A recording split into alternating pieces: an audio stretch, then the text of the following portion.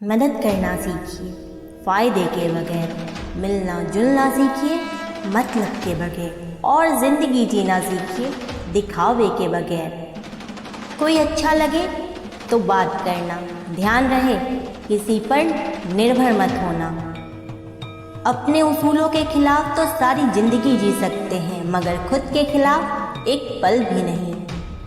संसार में सबसे ज़्यादा वजनदार खाली जेब होती है, चलना भी मुश्किल कर देती है। किसी पेड़ के कटने का किस्सा ना होता अगर कुल्हाड़ी के पीछे लकड़ी का हिस्सा ना होता। अच्छी बातें करने की आदत और अच्छी बातें पढ़ने की आदत अपने आप बन जाती है।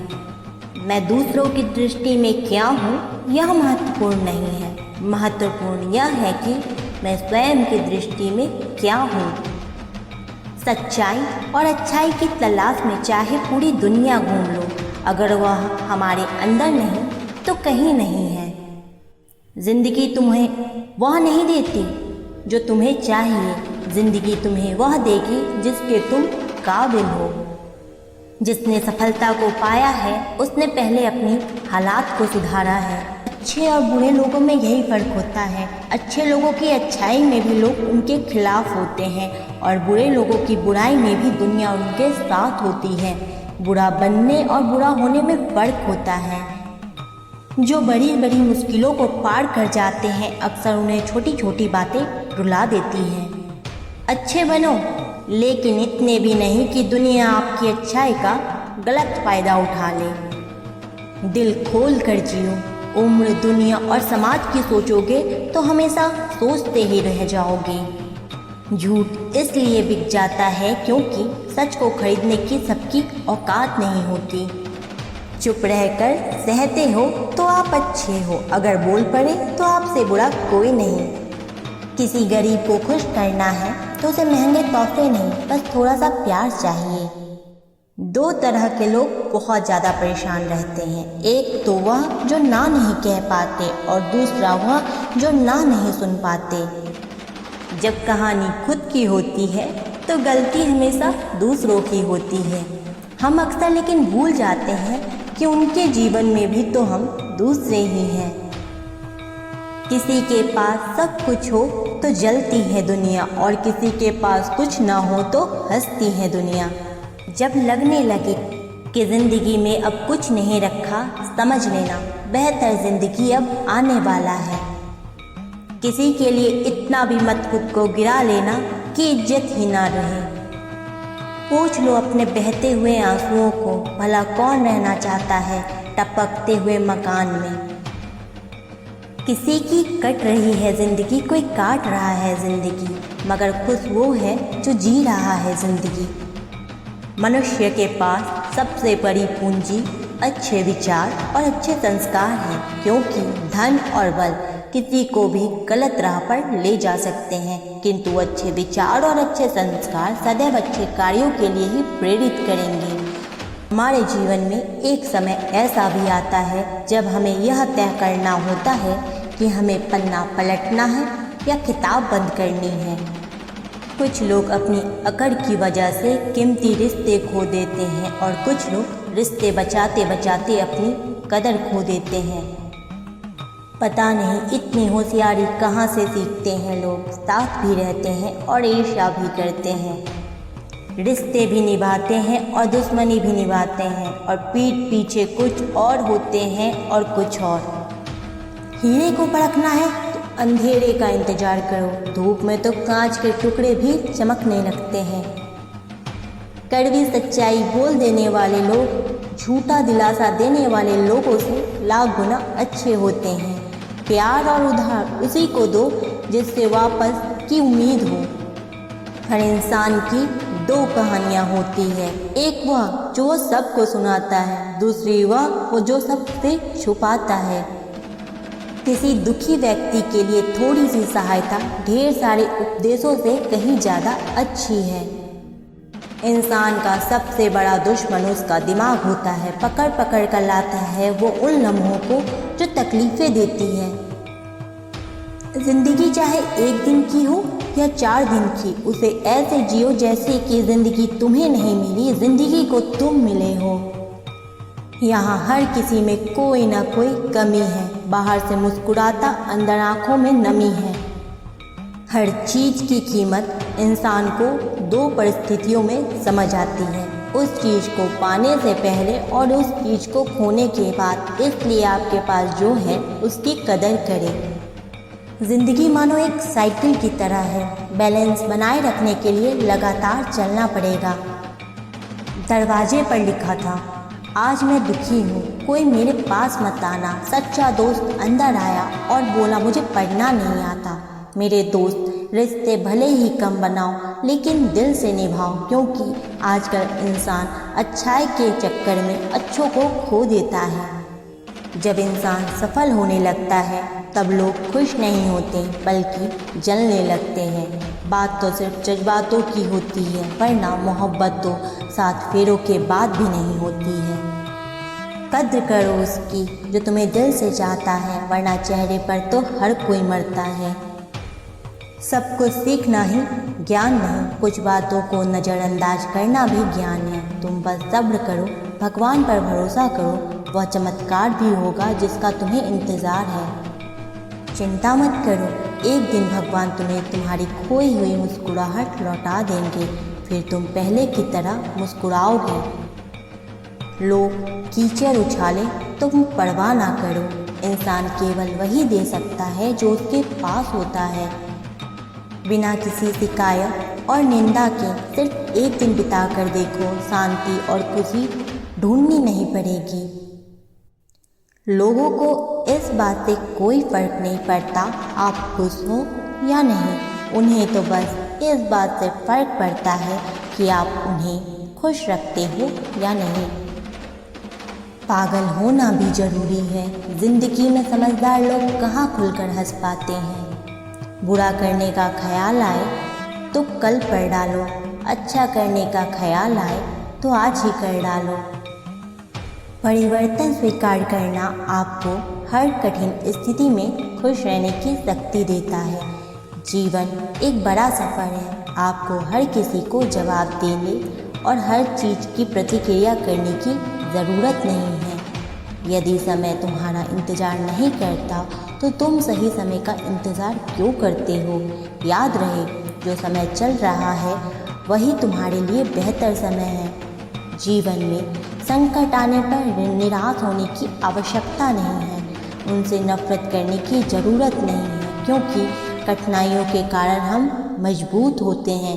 कठिनाइयाँ हमें जीना सिखाती है, इसके अलावा हमारी हिम्मत और आत्मविश्वास को भी बढ़ाती है और हमारे अंदर छिपी हुई ताकत और क्षमताओं को प्रदर्शित करने के लिए एक अच्छा मौका देती है। समस्या का समाधान इस बात पर निर्भर करता है कि हमारा सलाहकार कौन है। यह बहुत महत्वपूर्ण है, क्योंकि दुर्योधन ने शकुनी से सलाह ली थी और अर्जुन ने श्री कृष्ण से। शंका का कोई इलाज नहीं, चरित्र का कोई प्रमाण नहीं, मन से अच्छा कोई साधन नहीं और शब्द से तीखा कोई शस्त्र नहीं। ऊंचा उठना है तो अपने अंदर के अहंकार को निकालकर स्वयं को हल्का कर लीजिए, क्योंकि ऊंचा वही उठता है जो हल्का होता है। इच्छाओं का कभी अंत नहीं होता। अगर आपकी एक इच्छा पूरी होती है तो दूसरी इच्छा तुरंत जन्म ले लेती है। बीता हुआ कल जीवन को समझने का चौथा मौका है और आने वाला कल जीवन जीने का एक दूसरा मौका है।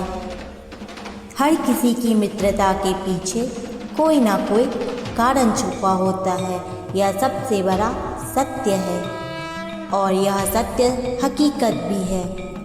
वक्त से पहले मिली चीज़ अपना मूल्य खो देती है और वक्त के बाद मिली चीज़ अपना महत्व खो देती है। जहाँ लोग थोड़ी सी मुश्किल से हार मान लेते हैं, वहाँ अगर आप थोड़ा सा हिम्मत कर लेंगे तो जीत आपकी होगी। मुझे हाथों की लकीरों पर नहीं बल्कि हाथ की लकीर को बनाने वाले पर भरोसा है। हमारे जीवन में जो कुछ होता है उसका कारण हम खुद होते हैं। हम अपनी परिस्थितियों के लिए हम खुद जिम्मेदार होते हैं। यह बात मानना थोड़ा मुश्किल है, पर यही सत्य है। अगर आप मौके की तलाश में हो तो आप गलत हो, क्योंकि मौका मिलता नहीं, बनाना पड़ता है। आवाज़ ऊंची हो तो लोग सुनते हैं, अगर बात ऊंची हो तो सब सुनते हैं। वर्तमान में अगर आपको कुछ दुख दे रहा है तो उसके पीछे निश्चित ही बहुत अच्छा कारण छुपा हुआ है। इसलिए ना भविष्य ना ही पिछले बीते हुए समय के बारे में सोचिए। आपके पास वर्तमान है, उसका आनंद उठाइए। अगर सफलता देर से मिले तो उदास मत होना, क्योंकि छोटे घर जल्दी बनते हैं और महल बनने में समय लगता है। लोगों को बदलते देखकर आप अपना दिल छोटा मत करो। जो बदल गए उन्हें अपनी ज़िंदगी से दूर कर दीजिए। मैदान में हारा हुआ इंसान फिर जीत सकता है, लेकिन मन से हारा हुआ इंसान कभी नहीं जीत सकता। कभी कभी अपनी खुशियाँ सिर्फ अपने तक रखिए, क्योंकि हर कोई हमारी खुशी से यहाँ खुश नहीं होता। जिंदगी में भावुक आदमी जब अपनी भावुकता खोकर पत्थर होता है तो फिर वो पत्थर से भी ज़्यादा पत्थर हो जाता है। छाता और दिमाग सिर्फ तभी काम करते हैं जब वो खुले हो, क्योंकि बंद होने पर दोनों बोझ लगने लगते हैं। कभी कभी समय के परिवर्तन से मित्र भी शत्रु बन जाते हैं और शत्रु भी मित्र, क्योंकि स्वार्थ बहुत ही बलवान है। किसी से बहस में जीतने के बजाय मौन से पराजित करो, क्योंकि जो आपके साथ सदा बहस करने के लिए तत्पर रहता है वो आपके मौन को कभी सहन नहीं कर सकेगा। सबसे शक्तिशाली खेल मैदानों में नहीं, दिमाग में खेले जाते हैं। कमाने वाले लोग को पता होता है कि पैसे कैसे कमाए जाते हैं। बैठकर खाने वाले लोग तो उसे हाथ का मैल कह देते हैं। किसी को दुख देने से पहले यह अवश्य सोच लेना चाहिए कि उसके आंसू आपके लिए सजा भी बन सकते हैं। हमेशा हिम्मत रखो, आगे बढ़ो। ताने तो भगवान को भी मिलते थे, आप तो फिर भी इंसान हो। इंसान ही इंसान का रास्ता काटता है, बिल्लियाँ तो यूं ही बदनाम है। भोला इंसान हमेशा धोखा खा जाता है, क्योंकि वह गलत लोगों पर भरोसा कर लेता है। शारीरिक कष्टों को सहना उतना कठिन नहीं जितना कि मानसिक कष्टों को सहना होता है। कभी कभी खो भी जाना चाहिए, यह देखने के लिए कि तलाश करने कौन आता है। रिश्ते अपने आप से अच्छे होने चाहिए, बाकियों को आपसे ज़्यादा फर्क नहीं पड़ता। अगर रिश्तों की जड़ें मजबूत हो तो दूरी मायने नहीं रखती। अक्सर वही रिश्ते कामयाब होते हैं जो ज़माने से ज़्यादा बातों की कद्र करते हैं। किसी भी रिश्ते में अंत तक जाने से दो भावनाएं होती हैं, या तो आपको अच्छा इंसान मिल जाएगा या सबक।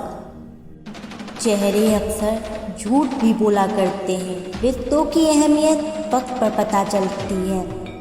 परखने वाले के साथ नहीं, समझने वाले के साथ रहो। जिंदगी में कीमत दोनों की चुकानी पड़ती है, बोलने की भी और चुप रहने की भी। दान करने से रुपया जाता है, लक्ष्मी नहीं। घड़ी बंद कर लेने से घड़ी बंद होती है, समय नहीं। झूठ छुपाने से झूठ छुपता है, सच नहीं। जीवन कठिन तब लगता है जब हम स्वयं को बदलने की बजाय परिस्थितियों को बदलने का प्रयास करते हैं। बढ़ती उम्र का भी एक मज़ा है, आपकी आंखें धीरे धीरे धुंधली होने लगती है, लेकिन लोगों को पहचानने में आप माहिर हो जाते हो। किसी जंगली जानवर की तुलना में कपटी मित्रों से ज़्यादा डरना चाहिए, क्योंकि वह तो आपके शरीर को नुकसान पहुंचा सकता है, पर एक बुरा मित्र आपकी बुद्धि को नुकसान पहुंचा सकता है। इंसान कितना भी अमीर हो, तकलीफ बेच नहीं सकता और सुकून खरीद नहीं सकता। किस्मत लेकर आना और कर्म लेकर जाना, बस इसी का नाम जिंदगी है। रिश्तों की अहमियत को समझो, इन्हें जताया नहीं निभाया जाता है। एक दूसरे के बारे में बोलने के बजाय अगर हम एक दूसरे से बोलें तो बहुत सारी गलतफहमियां दूर हो जाएंगी। ज़िंदगी में एक बात हमेशा याद रखना दोस्तों, कभी मत भागना उन लोगों के पीछे जिन्हें तुम्हारी कोई परवाह नहीं। कभी भी अपनी तुलना दूसरों से मत करो, क्योंकि हर पल का स्वाद अलग अलग होता है। संपूर्ण मानव जात एक दौड़ में लगी हुई है, एक ऐसी दौड़ जो कभी पूरी नहीं होती, जो उनके जन्म के साथ शुरू होती है और मरने तक पीछा नहीं छोड़ती। लेकिन क्या आपने कभी ध्यान दिया है कि यह दौड़ किस चीज़ की है? जरा ठहर कर खुद से पूछिए कि आप किसके पीछे दौड़ रहे हैं और वास्तव में क्या यह दौड़ कभी पूरी हो सकती है? जिन भौतिक सुख सुविधाओं को इकट्ठे करने में इंसान लगा रहता है, क्या वास्तव में वह भौतिक सुख सुविधाएं उन्हें शांति या फिर आनंद प्रदान कर सकती है? सिकंदर ने मरने से पहले अपने सभी मंत्रियों को कहा था कि जब मेरी अर्थी उठाई जाए तो मेरा शरीर ढका नहीं होना चाहिए, मेरी हथेलियाँ खुली होनी चाहिए, ताकि सारी दुनिया यह देख सके कि जो सिकंदर पूरी दुनिया जीत सकता था वह भी अपने साथ कुछ नहीं ले जा सका। उसके हाथ भी खाली के खाली रह गए। लेकिन जीवन की बागडोर ऐसी होती है कि उसे कभी ठहरने का वक्त ही नहीं मिलता। कभी वह सोच विचार ही नहीं करता कि जीवन का सबसे बड़ा सुख क्या है और इसके विपरीत जीवन का सबसे बड़ा दुख क्या है। सुख सुविधाएं तो बहुत लोग इकट्ठा कर लेते हैं, लेकिन सही मायने में उसका भोग कितने लोग कर पाते हैं? वही भौतिक वस्तुएं जो उसने अपने आनंद, अपनी शांति के लिए संग्रहित की थी, वही सुख सुविधाएं उन्हें दुख का कारण बन जाती है। जब पैसा नहीं कमाया था तो पैसा ना होने का दुख था। जब पैसा कमा लिया, वही पैसा उनके बच्चे के लिए या उनके लिए झगड़े का कारण बन जाता है। तो फिर कैसे सुख सुविधाएं, किन चीज़ों के पीछे आप भाग रहे हो? आज की जो कहानी मैं आपको सुनाने वाली हूँ, उसमें आपको जीवन का सबसे बड़ा दुख और सबसे बड़ा सुख पता चलेगा। इससे पहले कि आप इस कहानी में खो जाए, इस चैनल को सब्सक्राइब जरूर कर लें। तो चलिए कहानी को शुरू करते हैं। अपनी गरीबी के दिन याद करके सेठ नानद की आंखों में आंसू आ गए और आज उसने जीवन में सब कुछ हासिल कर लिया था। सारी सुख सुविधाएं उसके पास थी, घर में नौकर चाकर थे, हजारों लोग उसके पीछे काम करते थे जो उसकी एक आवाज़ पर उसके पास खड़े होते थे। लेकिन फिर भी आज सब कुछ हासिल कर लेने के बाद वह दुनिया में अपने आप को सबसे ज़्यादा गरीब आदमी समझ रहा था। आखिरकार अपनी गरीबी के दिन याद करके उसकी आंखों में आंसू आ गए। उसके पास जब कुछ नहीं था, लेकिन तब भी वह प्रसन्न रहता था। लेकिन आज सब कुछ होने के बाद भी वह प्रसन्न नहीं था और दुनिया में वह आदमी सबसे गरीब होता है जो सब कुछ होते हुए भी अकेला महसूस करता है। उसे एहसास होने लगता है कि धन संपदा, भौतिक सुख सुविधाएं उसके मन की पूर्ति नहीं कर सकती। लेकिन अब तो बहुत देर हो चुकी थी, उसका पूरा जीवन बीत चुका था। अब पूरे जीवन की कमाई उसे व्यर्थ लगने लगी। उसे लगने लगा कि उसने जो कुछ कमाया वह सब यूं ही था, व्यर्थ था। यह एहसास उसे जीवन में पहले कभी नहीं हुआ था। काश उसे यह एहसास पहले हो गया होता तो वह ठहर जाता, रुक कर चिंतन करता कि जो चीज़ वह इकट्ठी कर रहा है क्या वास्तव में इकट्ठी करने लायक है। अगर उसे यह बात पहले पता चल गई होती तो वह अपने जीवन में सार्थकता खोजने की कोशिश करता। वह उस रहस्य के बारे में खोज करता जो उसके मन की पूर्ति करता, जो उसका अकेलापन दूर करता, जो उसके जीवन को संपूर्ण बना देता। उसने अपने बेटों को अपने पास बुलाया, उन्हें जीवन की सीख समझाने की कोशिश करने लगा। सेठ ने अपने बेटे से कहा कि बेटा, मेरे को तो जीवन में कोई बताने वाला नहीं था, सही रास्ता दिखाने वाला कोई ही नहीं था, इसलिए मैं उस रास्ते पर चलता रहा जिसका कोई अंत नहीं था। आखिरकार पहुंचकर मुझे महसूस हुआ कि जितना रास्ता मैं तय करके आया हूँ उतना ही रास्ता बाकी है और शायद मैं गलत रास्ते पर निकल पड़ा था और इतना समय नहीं बचा कि मैं नए रास्ते पर फिर से नया सफ़र शुरू कर सकूँ। उसने अपने बेटों से कहा कि बेटा, पता है दुनिया में सबसे बदनसीब आदमी कौन होता है? वो जिसके पास सब कुछ होते हुए भी कुछ नहीं होता, जो अपने आप को सब कुछ होते हुए भी अकेला महसूस करता है। भला इससे बड़ा दुख, इससे बड़ी बदनसीबी और क्या हो सकती है? यह सुनकर उसके बड़े बेटे ने कहा, पिताजी, सब कुछ तो आपके पास है, धन संपदा, पूरा परिवार, सारी खुशियाँ आपके पास है, लेकिन फिर भी आप अपने आप को बदनसीब क्यों समझते हैं? उनका बड़ा बेटा वह नहीं समझ पा रहा था जो उसके पिता उसे समझाने की कोशिश कर रहे थे। फिर भी उसने अपनी बात को समझाने की कोशिश करते हुए कहा, अभी तुम्हें लगता है जीवन में तुम्हारे पास सब कुछ है, मुझे भी तुम्हारी उम्र में ऐसा ही लगता था, लेकिन अब मैं बूढ़ा हो चला हूँ, कुछ समय बाद मेरी मृत्यु भी नज़दीक है और अब मुझे एहसास हो रहा है कि दुनिया में तो सब कुछ पीछे छूट जाता है, घर परिवार, रुपया पैसा, धन संपदा, सब कुछ ही यहीं रह जाता है और आखिरकार में मेरे साथ जाएगा क्या? क्या मैं इस दुनिया का सबसे अकेला इंसान नहीं? क्या मैं दुनिया का सबसे बदनसीब इंसान नहीं हूँ जिसके पास सब कुछ होते हुए भी वो अपने साथ कुछ भी नहीं ले जा सकता? सेठ के बेटे ने सेठ से सवाल पूछा कि पिताजी, फिर तो दुनिया में क्या इकट्ठा करना चाहिए? ऐसे तो हर इंसान अकेला ही होता है। कौन सा इंसान इस दुनिया में भला ऐसा होता है जो अपने साथ इस दुनिया की सुख सुविधाएं या फिर अपना परिवार को साथ लेकर जाता है? सब लोग तो अकेले जाते हैं, फिर तो दुनिया में हर एक आदमी बदनसीब हुआ।